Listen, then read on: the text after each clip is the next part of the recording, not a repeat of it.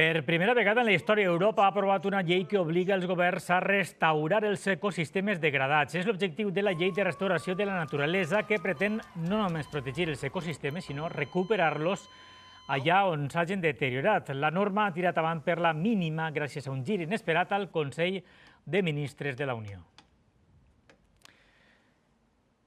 Una llei que per als ecologistes hauria de ser més ambiciosa. Per contra, els llauradors creuen que perjudica el camp perquè consideren que l'excés de regulacions eleva els costos i els perjudica l'activitat.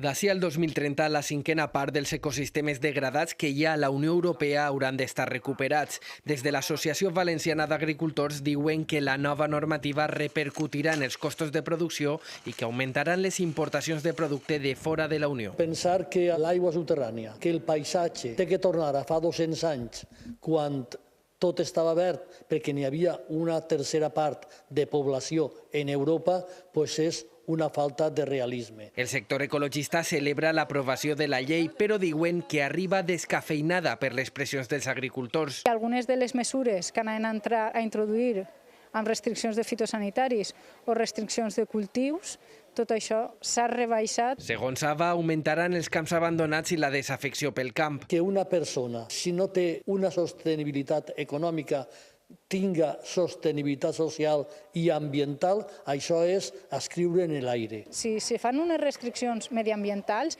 no és per fastidiar els agricultors, és per benefici de tots. Consideren que la norma ha de vindre acompanyada de partides pressupostàries per a compensar els llauradors i poder dur a terme la restauració dels ecosistemes.